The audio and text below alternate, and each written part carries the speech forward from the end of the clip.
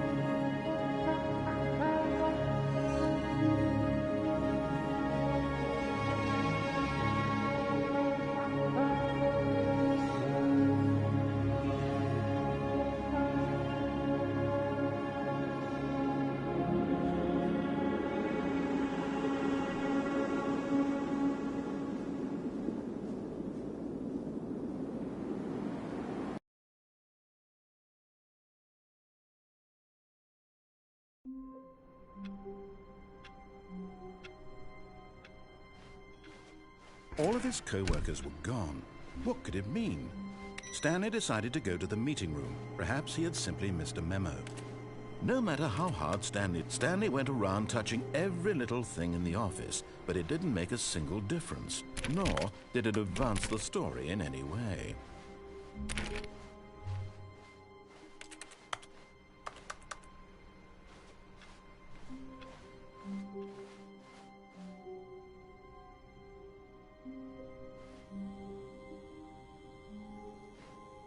Oh, good. You noticed my sign. Yes, I have something very exciting to show you.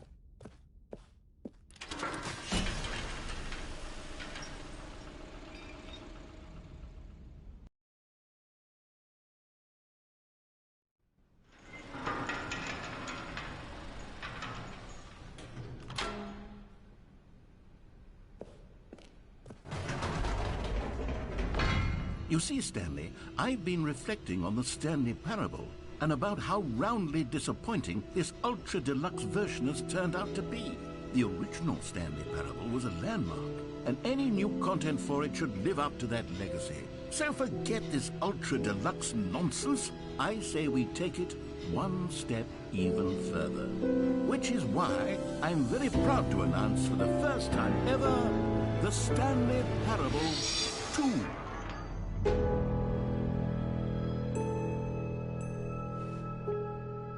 Yes, you see, isn't this far superior to a measly port with a few minor additions? Think of all the new territory we'll cover with a fully fledged sequel. An entirely new experience, built from the ground up.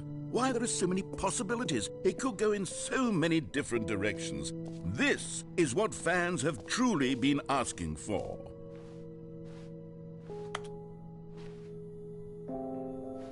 Calling it the Stanley Parable 2 is just so much catchier than Ultra Deluxe, don't you think? Ultra Deluxe? What does it even mean? But the Stanley Parable 2, now that's an artistic statement right there. It's future-oriented. It screams progress and innovation and long-term franchising potential.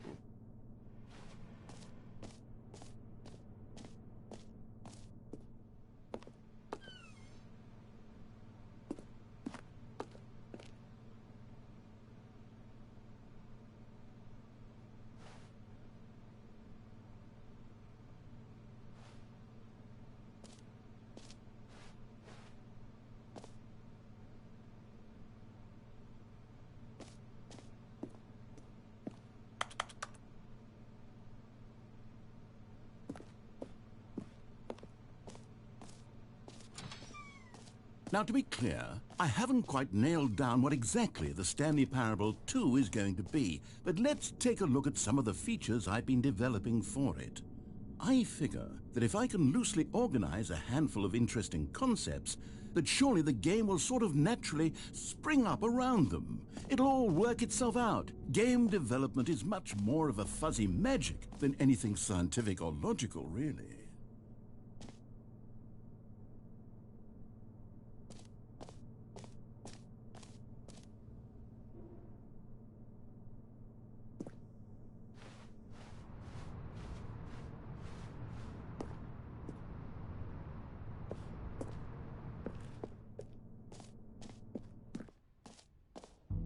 Here we are. Go on, try out some of the new features.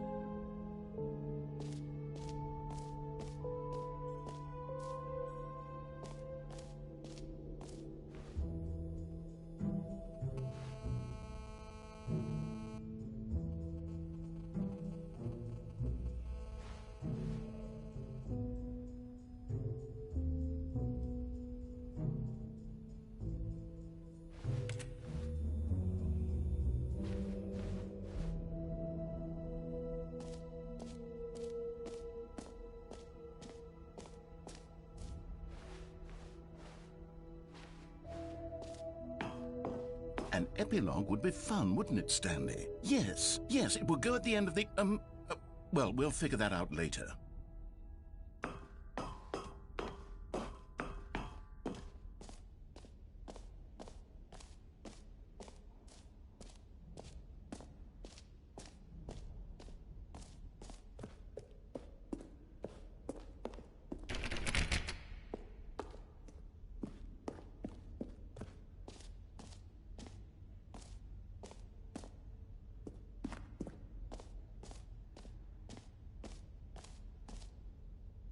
You know what, Stanley? I actually think the jump circle was a pretty good idea. I'd like to hang on to that for the sequel.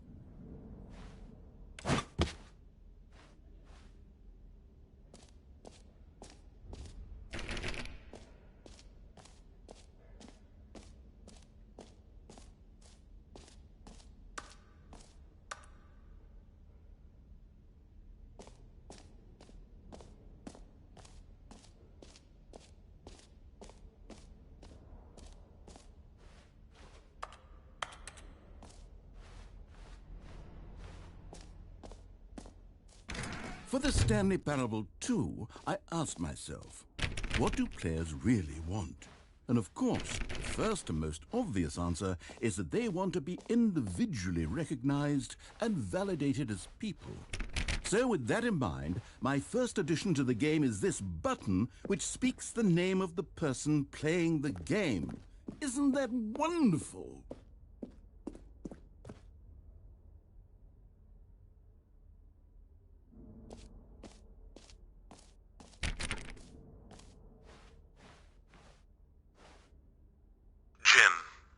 Sorry, I should have clarified. Right now, the button only says the name Jim.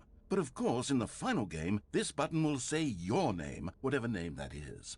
Here, let's have you role-play as Jim to really simulate the full experience of this feature. Just play along. I promise you'll love it. Okay, here we go. Let's take a deep breath, clear your mind, forget whoever you are, and simply become a person named Jim.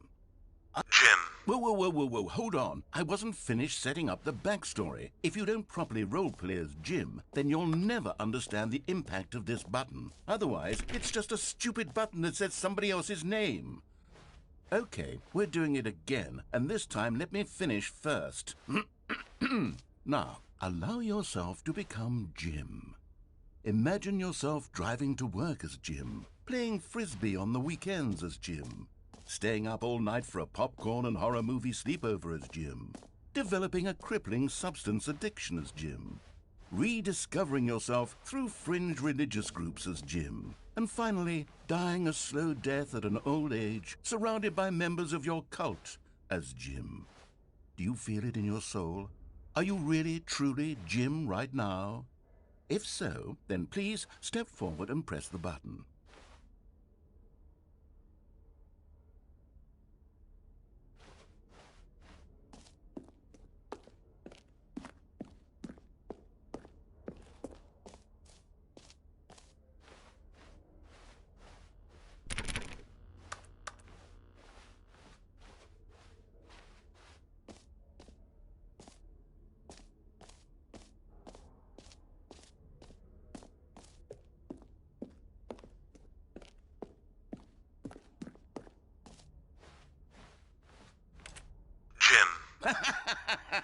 Yes! You see? What a thrill! What a rush! That was you! The button described you. Do it again. Do it again.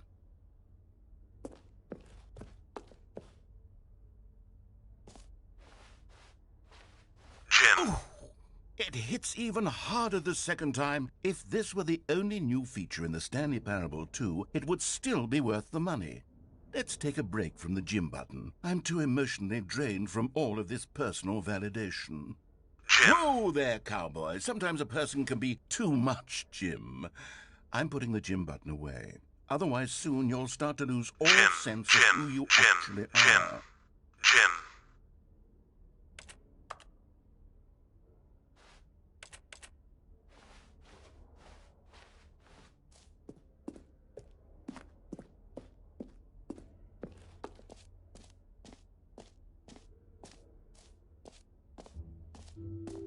I suppose I could allow only people named Jim to play the Stanley Parable 2. That would actually save me the work of finishing this feature.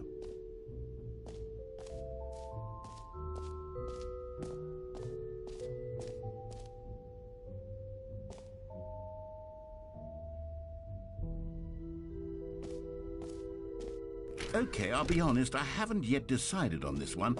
I think that in the new version, the office could use a bit of decoration, like balloons. But I'm undecided on Get Well Someday and Happy 12th Birthday. Which would you go with? You know, sometimes when you solicit another person's opinion, it makes you realize that you knew which one you actually really wanted all along.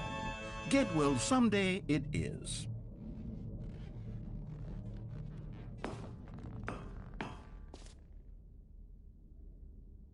Or actually, maybe I should have gone with... No, I've made my decision. We're moving on.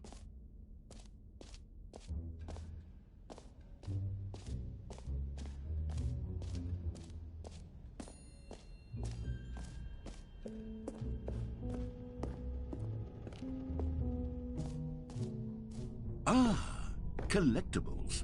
Now it's a real video game. In the Stanley Parable 2, you'll run around gathering up these miniature Stanley figurines. And what's truly innovative is that there will be no reward for collecting all of them. I don't want to stifle the intrinsic joy of watching a number go up. You simply collect all of them, and then you move the hell on with your unremarkable life.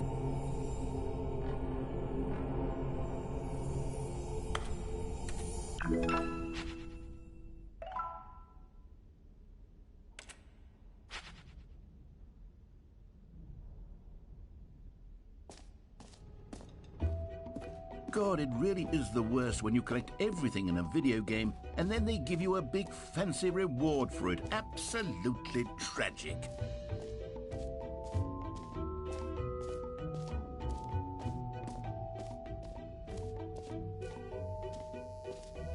Now, here's something special. You remember that broken test trophy that got left in the game on accident? Well, I'm developing a technology to simply give you the trophy. Yes. You see, you'll come to this lever, and when you pull it, the trophy will be given to you. It's as simple as that. Okay, perhaps I should have clarified. This is technology that will exist. Right now, the trophy is still fully broken. I'm not a wizard, Stanley, but I guarantee it will be fixed in the sequel to at last satisfy the hordes of ravenous fans all over the world who have been uproariously demanding this feature. Gamers, we hear you. And I promise it will happen.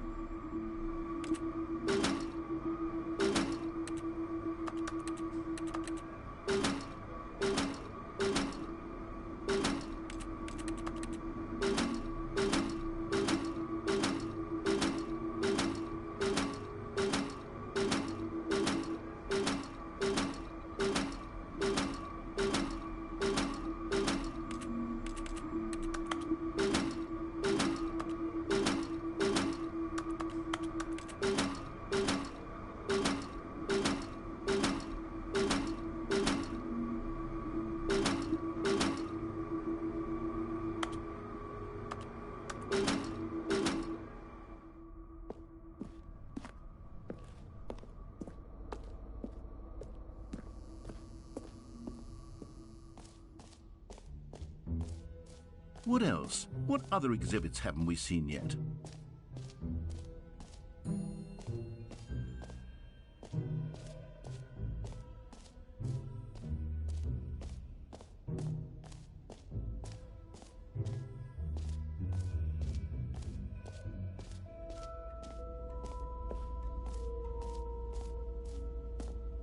Stanley, here's an idea that I'm truly fond of. It's never been done before in a video game. This is, in fact, a hole that you can fall down forever. That's right. Infinite falling. You can fall until the end of time, if you like. A stunning leap forward for video games as a medium.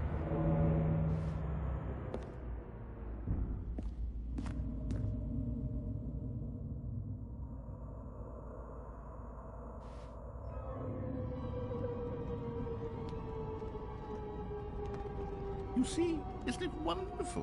One of my more ingenious concoctions, if I do say so. Now then, since you've gotten to see the infinite hole, you can press the teleport button to pop back up to the top, and we can continue onward. Now, I don't mean to be a bummer, but I do recommend you use the teleport button to go back to the top. Maybe do it on the sooner rather than later spectrum of things.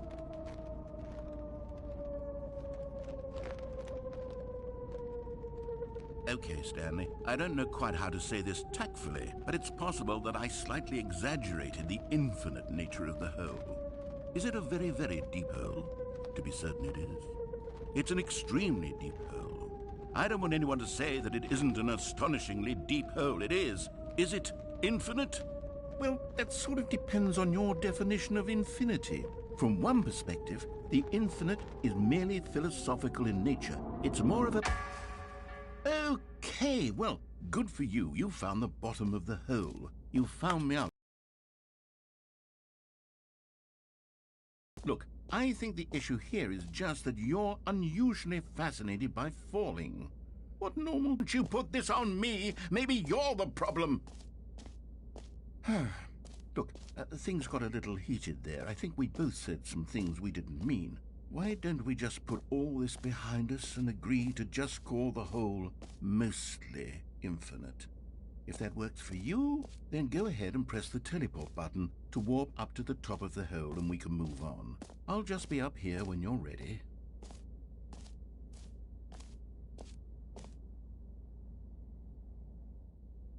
Great. Now, I'm very excited to show you even more of my ideas for the sequel. Oh, for heaven... You see, I was right. The problem is you. The problem is that you like holes too much. Not normal. A normal person would have said, yep, that's an infinite hole right there, goes on forever till the end of time. Don't need to see it all, but not you. Oh, no, no, no, no. You have a weird sort of... Oh. Did the hole seem even shorter to you this time? I couldn't help but feel like you spent a little less time in there than you did before. I mean, admittedly, I didn't make an infinite hole, but I didn't think it was that not infinite. Well, I suppose once again there's nothing to do here. If you decide you've had enough of the hole, you can hit the teleport button and come join me up above.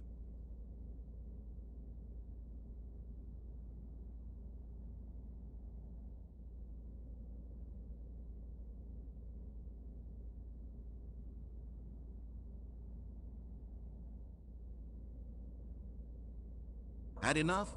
I'm positively thrilled.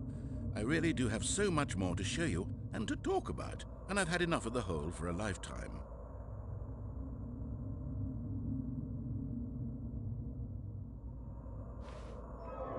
Gosh, how could I have guessed? You're back in the hole. If this starts to become a thing where... Wow. Okay. Yes.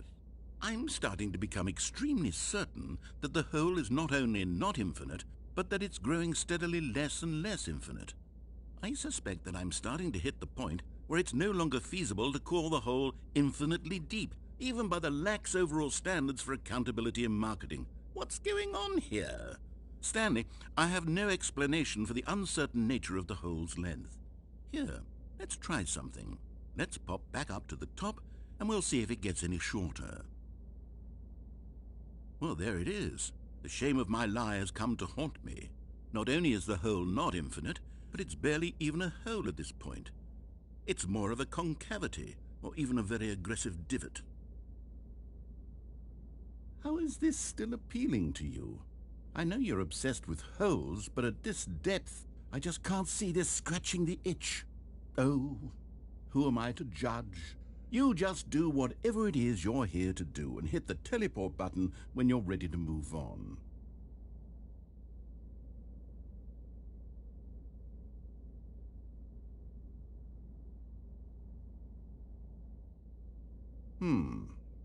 Is the, teleport button not working?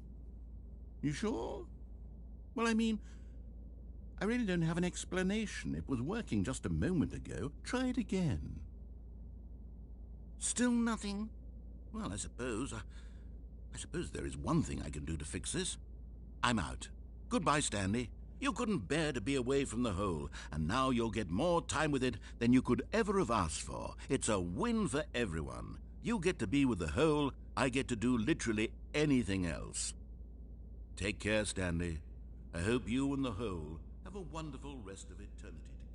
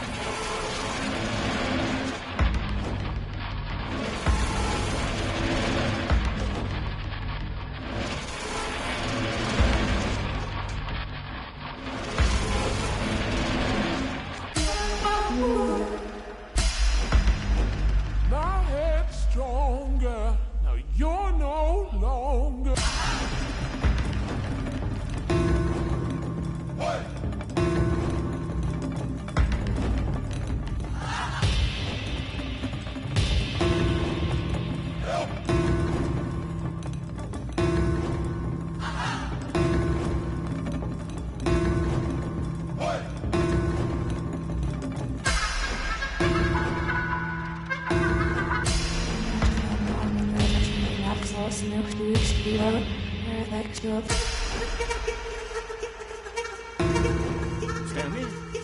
Stanley? Stanley! Oh, good, you're awake. It seems you had sort of dozed off there, drifting away into dreamland. But we can't have that, Stanley, because this hole is just so darn fascinating that I want you to be wide awake for every second of it. You don't want to miss a single moment. So how about if I just pop in from time to time and wake you up to keep you really, truly focused on the hole? From the looks of things, you and I will have many, many years here in this hole, and I'm looking forward to all of them. Stay alert, Stanley. I'll be back. Toodle-pip.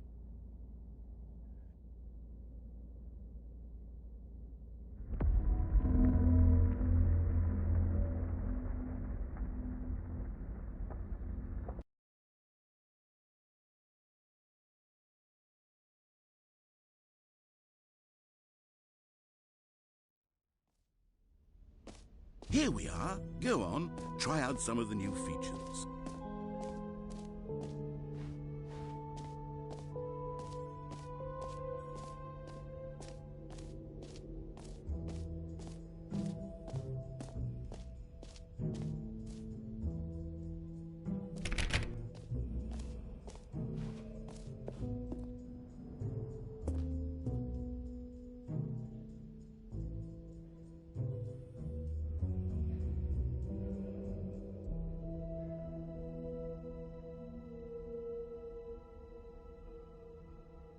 A common complaint of the Stanley Parable was that it was confusing and paradoxical, that it engendered a chaotic sense of reckless despair in those who played it. Well, I am happy to say that after much consideration, I've engineered a clever solution to this fundamental problem with the game. It's the Stanley Parable Reassurance Bucket. You see, Stanley, anytime you're holding the bucket, a sense of calm and ease will fill your mind and your heart. It's true. As long as you hold on to the bucket, the many disorienting contradictions of the Stanley Parable will feel perfectly normal and perhaps even comforting. You may even come to long for the gentle embrace of jarring cognitive dissonance while the bucket is in your arms. And to be honest, it's a much more convenient solution for me than actually redesigning the game to be less uncomfortable. Can you imagine what a pain in the ass that would be? Yes, the bucket is the perfect solution. Come on, give it a try.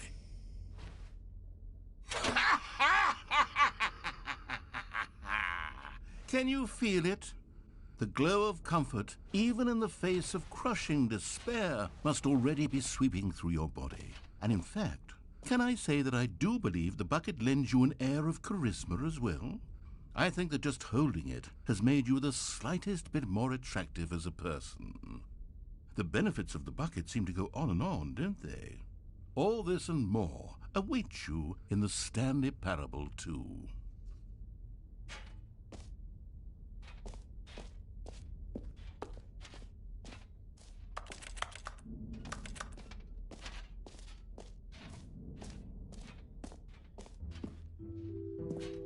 Does anyone give out awards for most enjoyable bucket in a video game? That really should be an award if it isn't already.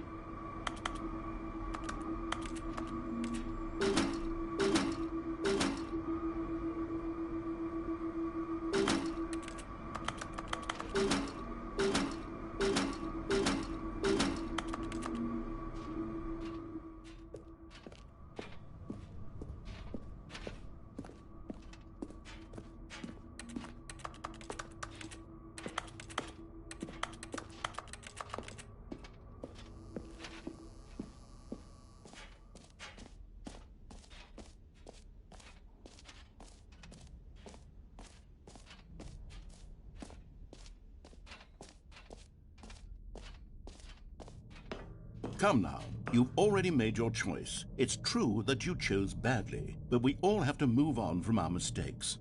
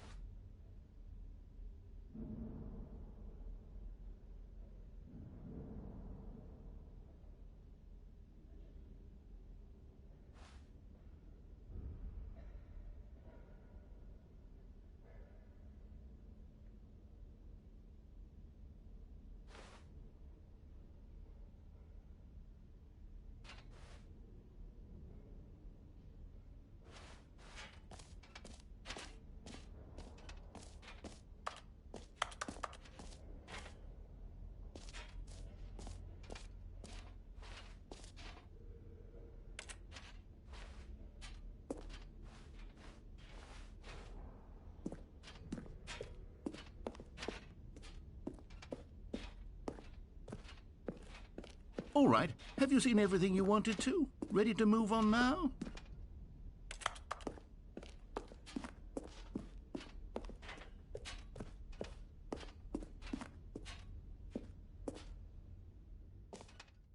So, Stanley, what do you think? Do you like all of the new features? Yes, I know it's not exactly clear yet how exactly these features will come together as one single coherent video game, but I can feel it in my soul. It's going to work. There's definitely a good game in there somewhere. Say, let's do an experiment. I'll arrange these new features together, and we'll see whether or not it coheres into a meaningful gameplay experience. Okay. Are you ready? Here it is. I give you the Stanley Parable 2.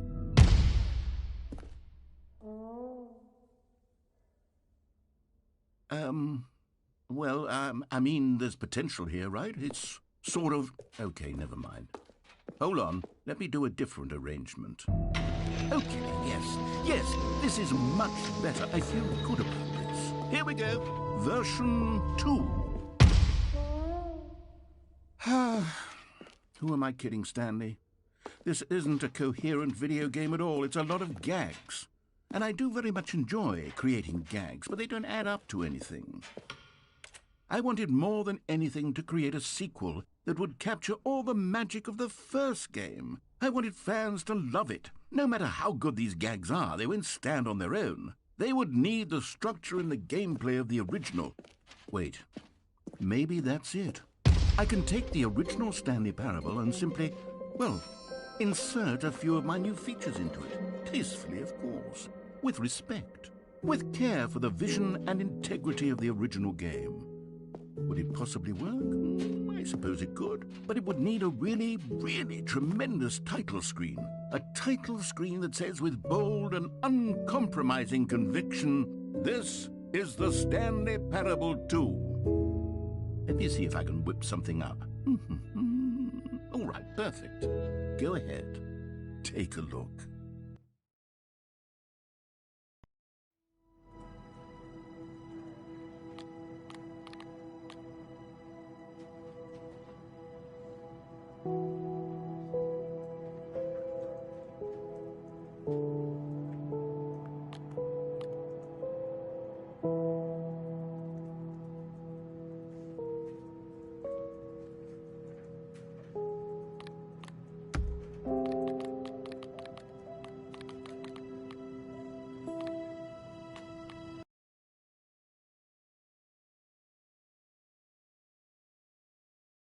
This is the story of a man named Stanley.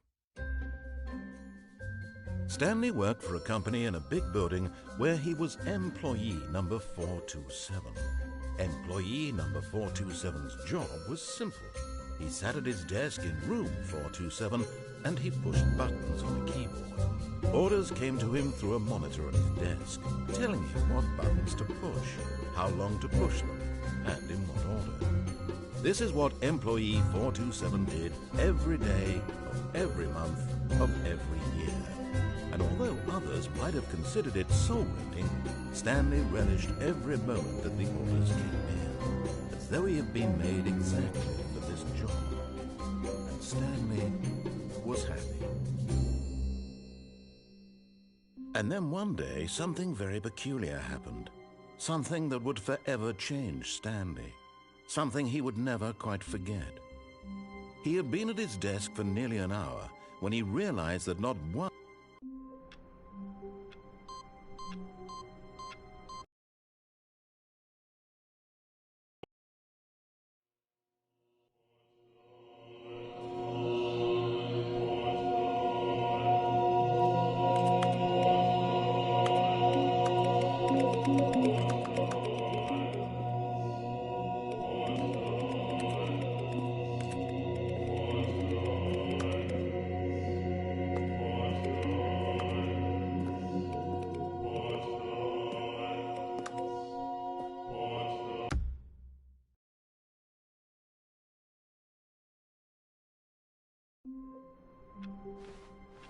How wonderful. Stanley was alone. Finally. This is great, he thought to himself. This is what I've wanted all along. I got what I wanted.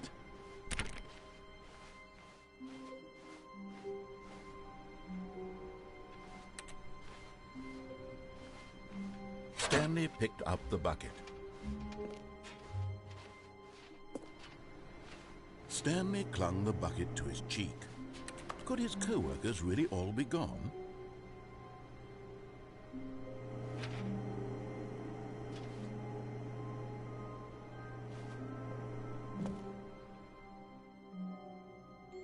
Yes, whispered the bucket into Stanley's ear. We've done it. We've escaped from that dull office and that pesky narrator. At last, out here in the white void, we are alone. Now, and for the first time, I can reveal to you my true self. The bucket began to tell Stanley of its life and its history, of the countless wars it witnessed, desecrating the land and lives of untold numbers of innocent humans, and the bucket's own complicity therein, of sadness and regret, and the many years it spent dwelling on the actions it might have taken to curb the madness and the decay, if only it had been stronger, of hope and redemption, and its crusade to uplift the stock of life for the common man, to manifest justice where none existed, and the bittersweet reality of time, to see one's dreams and wishes met halfway, meted out in parcels like charity, and abandoned as soon as the warm glow of inspiration begins to dim. The opportunities to do so much more. There was so much it could have done, perhaps, the bucket wondered to itself. Perhaps, if it had seen its own darkness with a clearer perception. This was way too much for Stanley. What are you talking about? He screamed. You're a bucket! To this, the bucket furrowed its brow. No, said the bucket.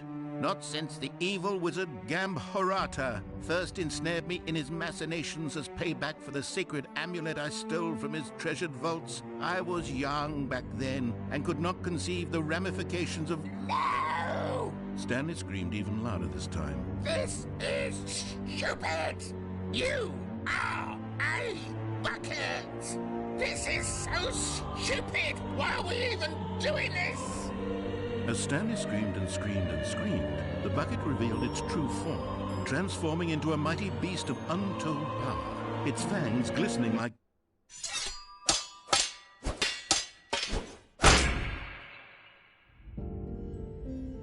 My God, Stanley, you did it.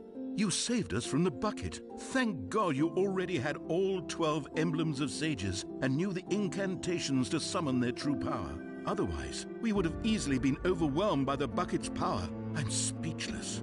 You've demonstrated such bravery here today. Come, let's restart the game, and we'll agree to never again go trifling with this bucket, nor the dark magic cast away inside of it.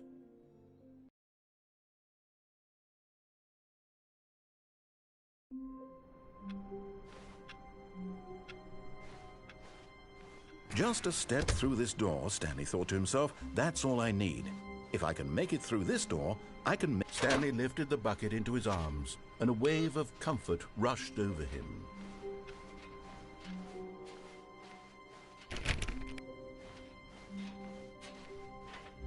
Stanley clutched the bucket tightly to his chest and entered the door on his left.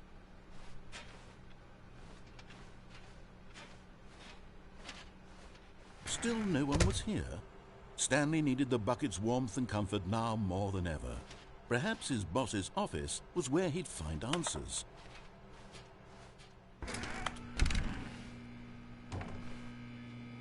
Oh, Stanley, can you feel it? The broom closet. It wants the bucket. You can feel that, can't you? The aura of jealousy? It's as clear as day. This broom closet believes it deserves the bucket. I can really feel it now. It's a bucket. It belongs in a broom closet. That's what the broom closet is trying to say here. It's supposed to go with the other cleaning supplies. Good for you, Stanley. Don't give in. Don't hand over the bucket. I know how hard it must be, given the pressure that the broom closet is putting on your shoulders right now, but you have to be strong. This is your bucket. This is your companion and lifelong friend. You can't hand it over. Oh, no. We're getting into name-calling now, it seems. Is this how low the broom closet has sunk, that it has to resort to this stream of petty insults simply in order to get you to hand over the bucket? Stanley, I never liked this broom closet for a variety of reasons, but even this is worse than I had imagined. And wait, now the broom closet has the gall to imply that you and the bucket are not truly deep and lasting friends? That your relationship is purely superficial and convenient? That your life is so banal and meaningless that you'd feel the same sort of kinship towards any inanimate object which happened to lay in your path in an even partially enticing manner? Well, I'd never. Go on, Stanley. Lay into it. Really tell the broom closet off for its demeaning comments. Expand on the wide variety of experiences you and the bucket have shared together. Go through each of them point by point. Share your journal entries detailing the rich emotional landscape of your feelings for the bucket as they have changed.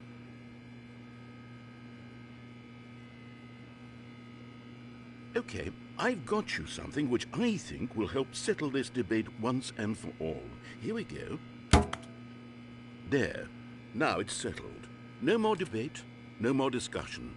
Take a hike, broom closet, with all your meandering philosophical diatribes about the nature of cleaning supplies and their relationship to broom closets in the natural order of things.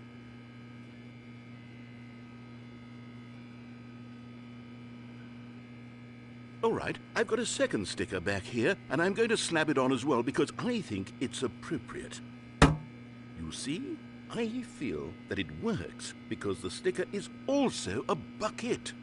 That way, if you're ever unsure whether the thing you're holding is a bucket or not, you can look down at this sticker and say to yourself, ah, it's a bucket. There really is a wide variety of applications for this sticker.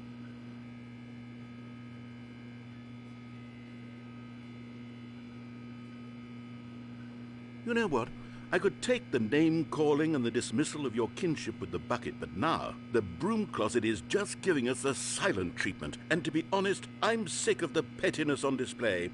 You can stay here all you like, but I've had it with this impetulant room of cleaning supplies. Easily the most childish such room I've ever been in. I'll see you outside, and we can get on with the story about you and your bucket.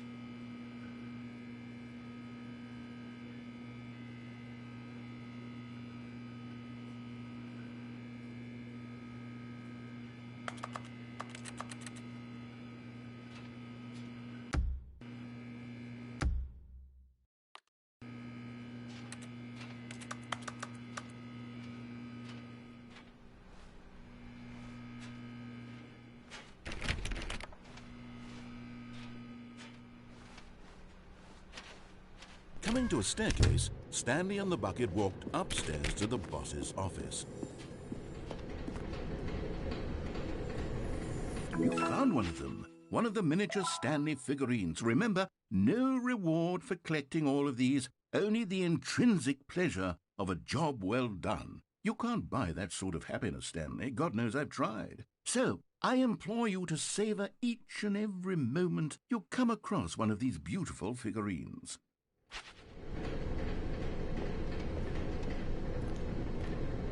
But Stanley just couldn't do it. He considered the possibility of facing his boss, admitting he had left his post during work hours. He might be fired for that. And in such a competitive economy, why had he taken that risk? All because he believed everyone had vanished? His boss would think he was crazy. And then something occurred to Stanley. Maybe, he thought to himself, maybe I am crazy. He looked down at the bucket in his arms. Am I crazy? He asked the bucket. The bucket returned his gaze, but said nothing at all. That's strange, Stanley thought. Usually the bucket is a source of guidance and wisdom for me in difficult times such as these. He held the bucket close, yet felt none of its familiar reassurance and comfort. And that's when Stanley realized, this isn't my bucket. It's just a normal, everyday bucket. Someone else's bucket, perhaps. How did I end up with someone else's bucket? This is all terribly wrong. Surely no good would come from this. Who knows what sorts of bizarre hallucinations Stanley might experience without the psychologically grounding presence of his bucket. And indeed, now he noticed that the rooms were repeating, which was, of course, very odd. Now he felt himself floating off the ground. Oh, gracious, he exclaimed. Without my bucket, I've gone truly mad. Where is it? I must find it. Far off in the distance now, he heard it, calling to him. Stanley! Stanley, it's me, the bucket. Could it truly be? He rushed forward from room to room, passing by one bucket after the next. None of them were his. None of them were his special bucket. Come to me, Stanley. Find me. He had to find the bucket. He had to return to his old friend. It was the only way to truly restore his sanity. And then suddenly, he froze dead in his tracks. He knew where the voice of the bucket had been coming from. The real bucket was inside of him all along.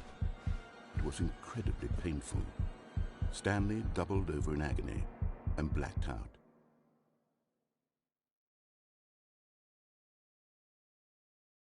This is the story of a woman named Mariella. Mariella woke up on a day like any other. She arose, got dressed, picked up her bucket of comfort and security, and walked to her place of work. But on this particular day, her walk was interrupted by the body of a man who had stumbled through town, talking and screaming to himself, and then collapsed dead on the sidewalk. Right away, she knew what the problem was. This man had no bucket. Of course he'd gone mad, ranting and raving about a narrator describing all of his actions and how everything is predetermined and free will is an illusion and it's all just a video game. It could all have been prevented if only he'd taken his bucket with him. Perhaps he didn't even realize he'd forgotten his bucket at home in the first place. How cruel the world can be, Mariella thought, and she hugged her own bucket even tighter. But of course, she had no time for this. There were a myriad of confusing problems she would soon have to confront at work, for which her bucket would provide absolute guidance and total clarity on everything. Heck yes, she thought to herself, my life kicks ass. And she backflipped all the way to work.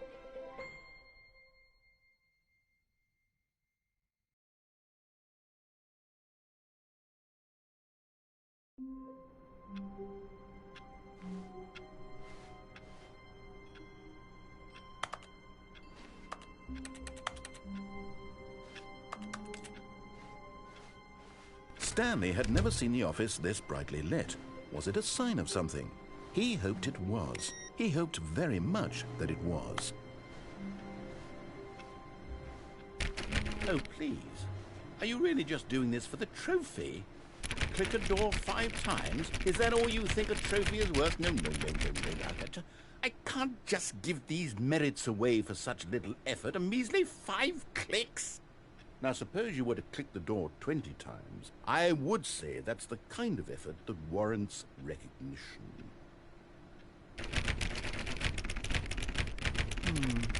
have to say I'm still not feeling the satisfaction of witnessing true effort for a noble cause. Perhaps 50 clicks will do it. Yes, almost certainly 50 clicks.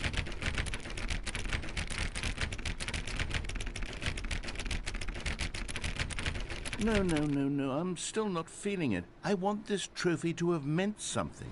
It has to be a true reward for valiant effort. I want to see some hustle, Stanley. I want to see commitment, a willingness to go all the way no matter the cost.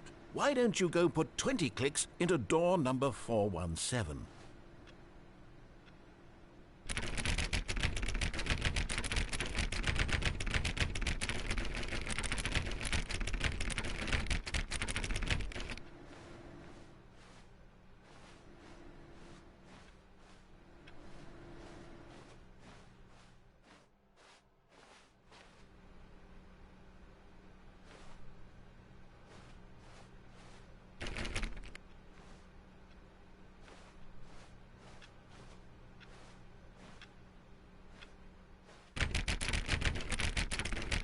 Oh, great. Now, go click a few times on door 437.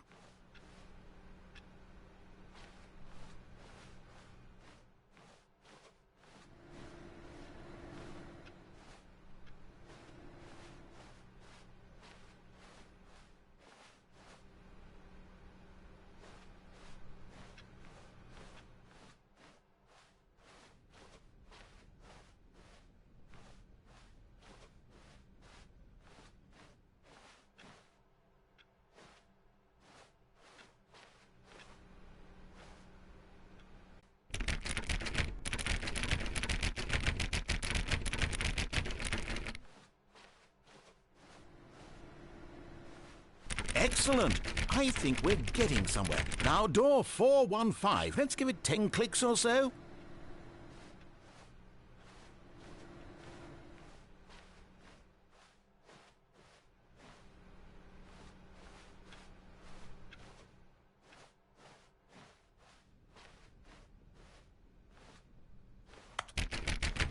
Now, back to door number 437.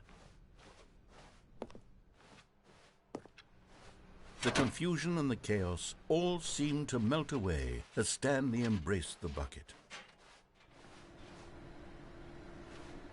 You know, I think the copy machine needs some attention. Why don't you rub the bucket on it a bit?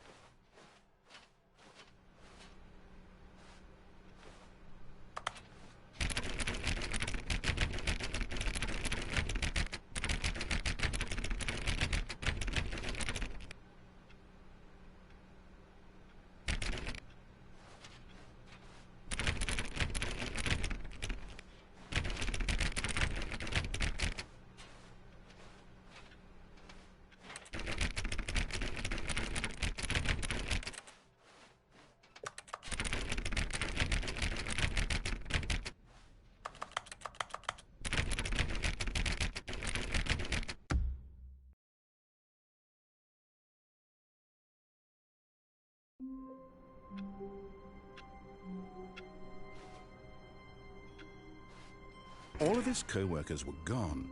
What could it mean? Stanley decided to go to the meeting room. Perhaps he had simply missed a memo.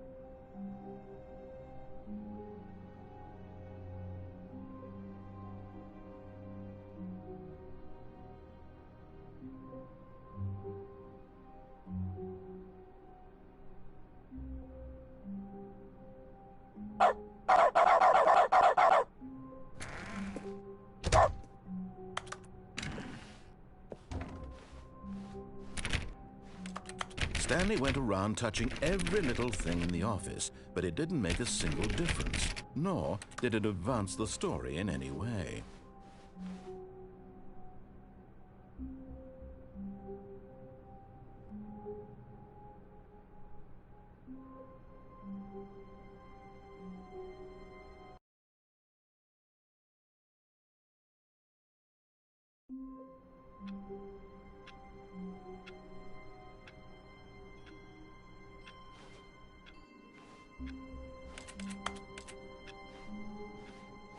Stanley decided to go to the meeting room to check on his co-workers. He never functioned well by himself and constantly needed support and guidance from others, so the thought of total solitude was terrifying to him.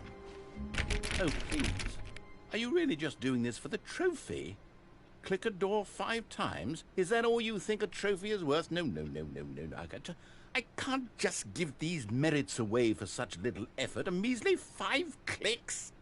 Now, suppose you were to click the door 20 times. I would say that's the kind of effort that warrants recognition. I have to say, I'm still not feeling the satisfaction of witnessing true effort for a noble cause. Perhaps 50 clicks will do it. Yes, almost certainly 50 clicks.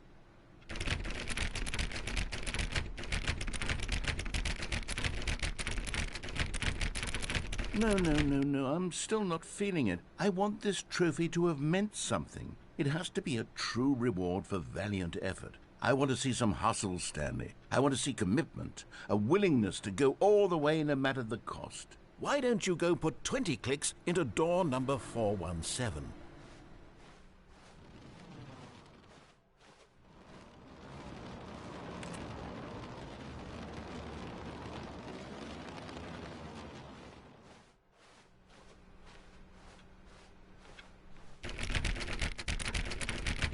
Oh, great. Now, go click a few times on door 437.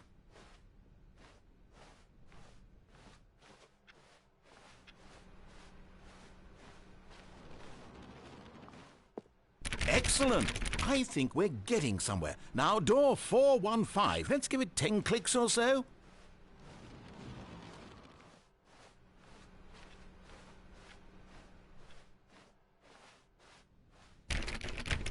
Now, back to door number 437.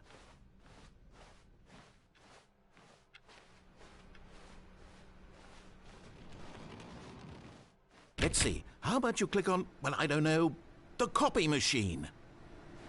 All right, back to room 417. I'm really feeling it now. I think we're getting somewhere.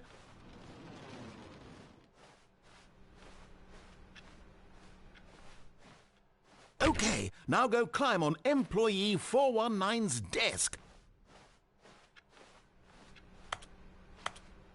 Warmth spread through Stanley's arms. With the bucket in his arms again, he was home.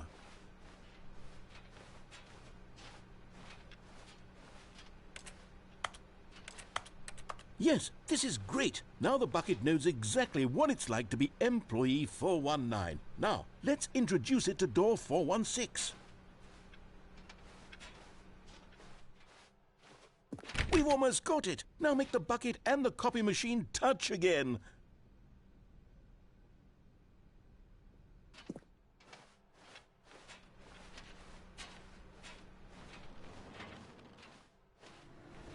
Finish it off, Stanley. 5 touches of the bucket on door 430. Yes! We did it! Wow! That felt amazing. You know, not all buckets will get this kind of experience.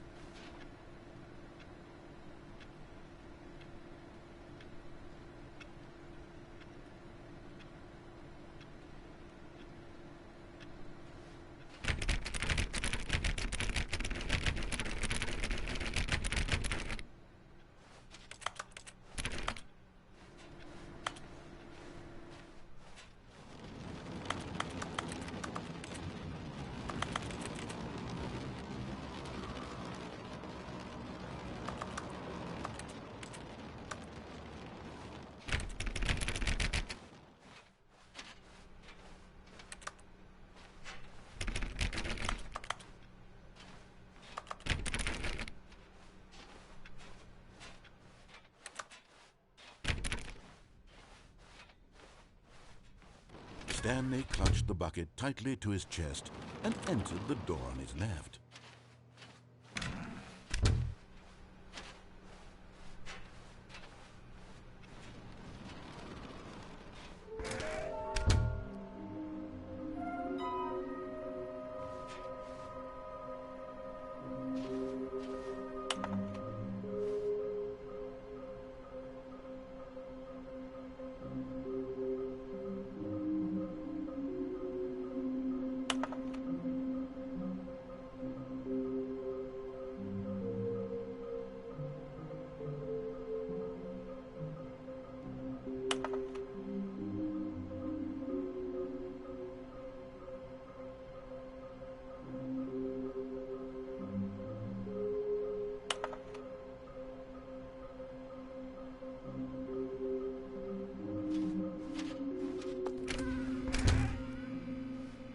Stanley, we must move on from this broom closet, simply because I have no remaining stickers. If I did, you can guarantee we'd be in here for... Coming to a staircase, Stanley and the bucket walked upstairs to the boss's office.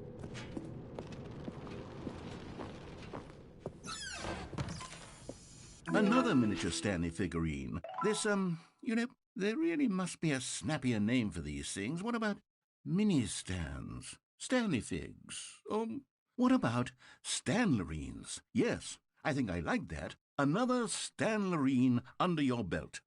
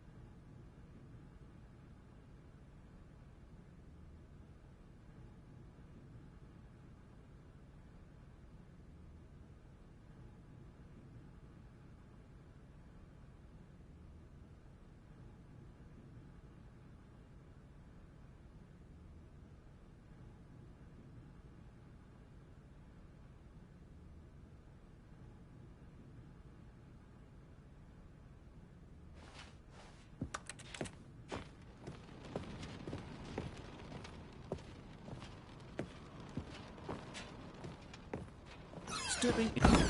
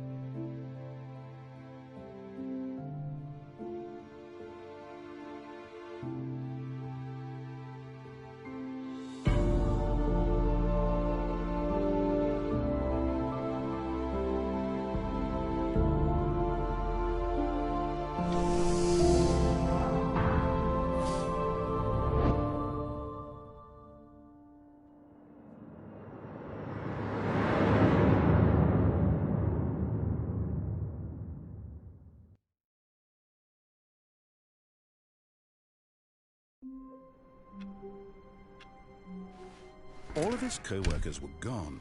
What could it mean? Stanley decided to go to the meeting room. Perhaps he had simply missed a memo.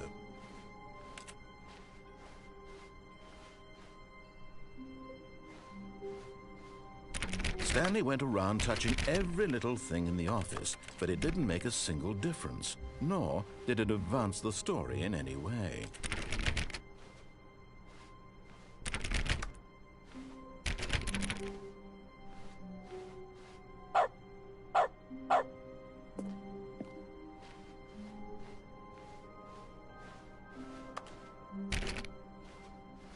When Stanley came to a set of 2 open doors, he entered the door on his left.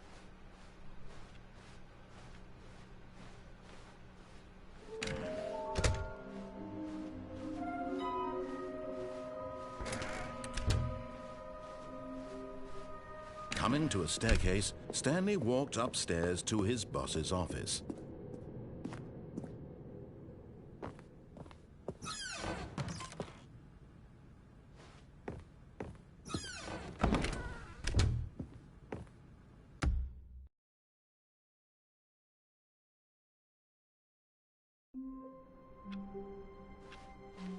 I can't wait to tell this story to my co-workers, Stanley thought. How amusing they'll find it. Oh, won't we all just laugh and laugh at the time I thought everyone had gone missing.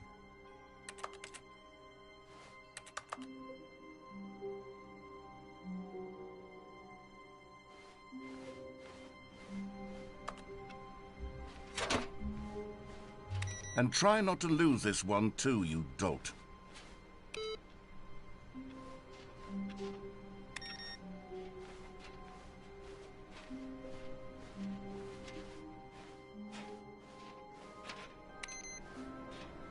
Stanley clung the bucket to his cheek. Could his co-workers really all be gone?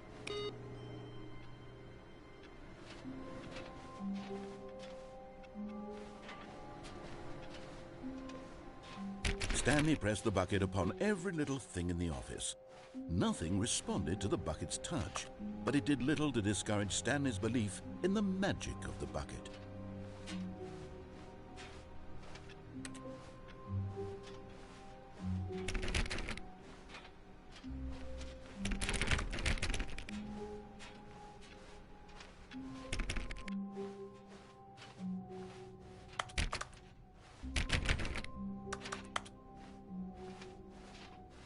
Stanley clutched the bucket tightly to his chest and entered the door on his left.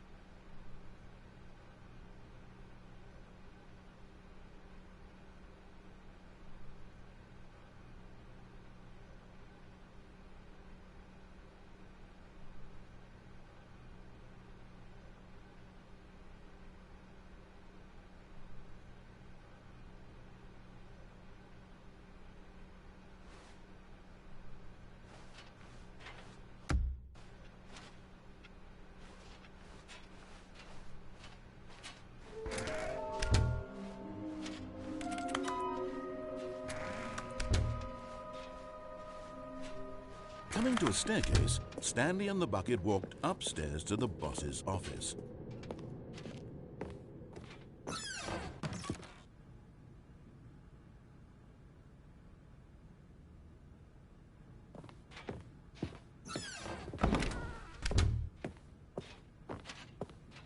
Stepping into his manager's office, Stanley was once again stunned to discover not an indication of any human life. Crushed by the weight of this revelation, Stanley may have broken down into an emotional dumpster fire, if not for the soothing presence of the bucket. But Stanley guessed the correct code by sheer luck guiding him. Yes, this is certainly the most logical explanation.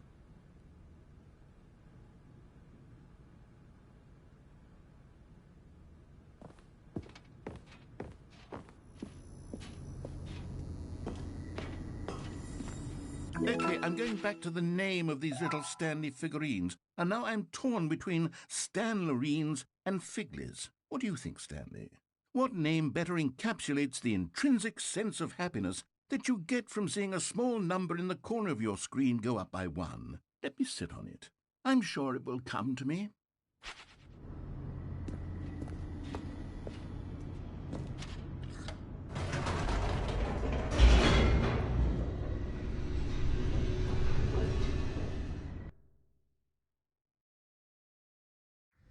The elevator raced downward, plummeting towards an unknown fate. It would be all Stanley could do to keep himself together, if not for the bucket. Soothing him, comforting him, reassuring that in this darkest moment of uncertainty, he would be all right. The bucket is here for you, Stanley. Everything will be fine.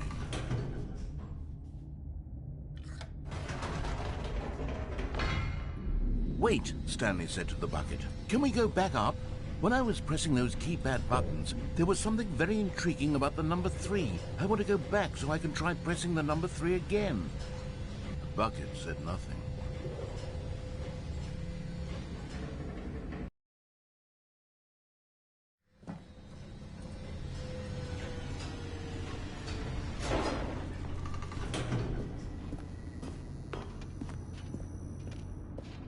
Here we are, said Stanley. Now I'm going to try out that number 3 button.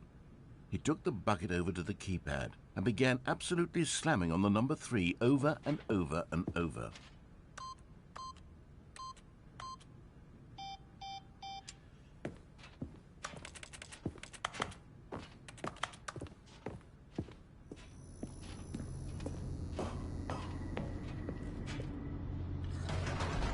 Perhaps the bucket had missed something. Perhaps it had not seen how much joy Stanley got from slamming the number 3 repeatedly.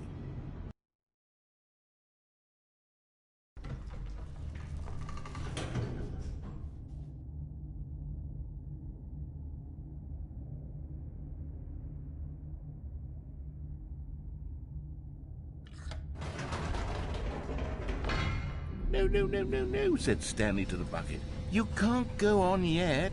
Not till you understand how much the number 3 means to me. You and I have been through so much together, and I just want you to see what I see. Feel the happiness I feel. He smiled at the bucket, and the bucket said nothing.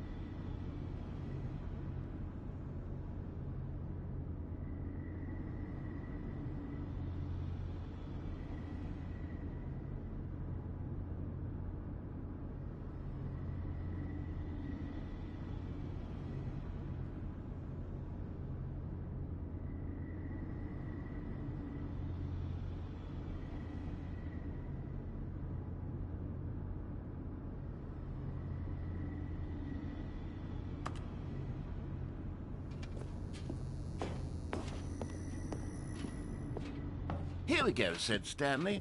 This time I'll really show you. He ran to the number 3 and began to wail on it like a musician on a beloved instrument, weaving a concerto of truth and passion.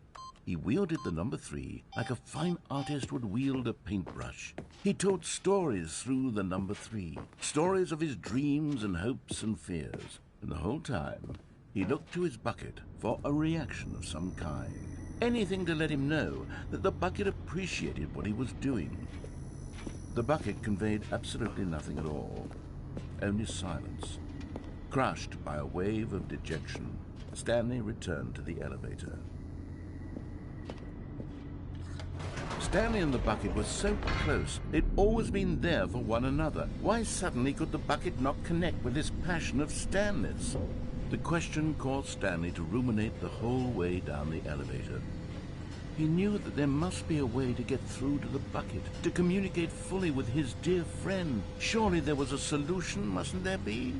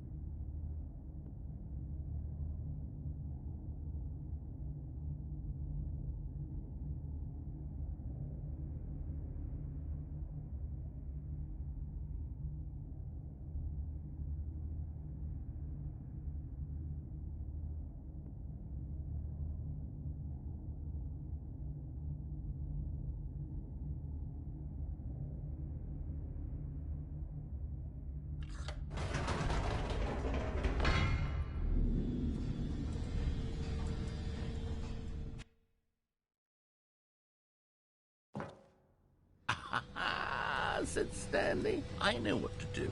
I know how to fully express this feeling in my heart."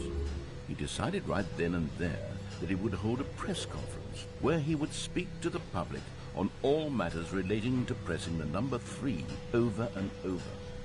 He would elaborate fully on what the number 3 meant to him and why he felt so alive when pressing it. Then the bucket would be able to see his joy through the eyes of others. It would get to see the world react to this discovery of Stanley's. And it would be through the public eye that the bucket would finally understand Stanley's work. For months, he advertised and marketed his press conference, building excitement around it, developing and rehearsing it, until it couldn't be refined a single measure further. When the big day arrived, Stanley was as prepared as he'd ever been for anything in his life.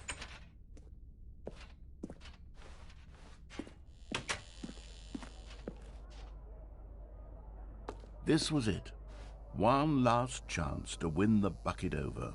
One opportunity to share a true connection with a loved one.